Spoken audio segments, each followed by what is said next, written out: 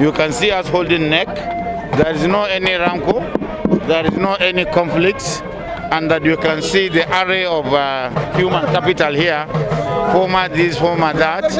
And in fact, if we go back a little further, we will see how PDP was able to conduct its leadership recruitment, and we were able to deliver dividends of democracy.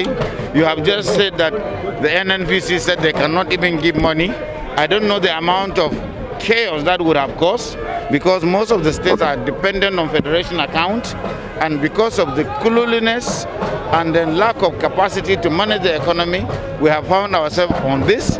There is even a blame game between the members of the party within the APC. So I think we are not going to be arrogant. We knew the mistake we committed before, and we are taking steps, or we have taken steps to correct them. We are presenting Nigerians a better framework, a better platform for them to really actualize their aspirations. The time now is to come together. We need to unify the country. There is a lot of disparaging forces, and we cannot afford. The insecurity is too much. The mismanagement of the economy is too much. Upon that, if poverty is added to it, I don't know what will become of Nigeria. What's the magic you're doing in Bauchi State that Bauchi has remained secured without issues of insecurity? Well, we are always praying. We are doing good governance. We are always staying with the people. We are hardly in Abuja or anywhere.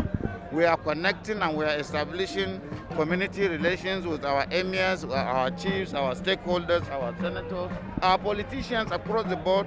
There is no partisanship in Bauchi.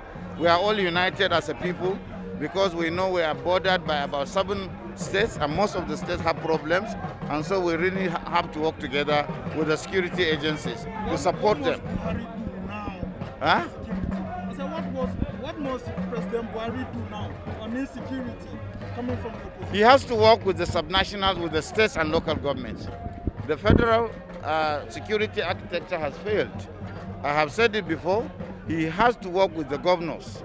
He has to work with the local government chairman. He has to work with the traditional institutions. He has to work with the civil societies. We need information. We are just living in darkness.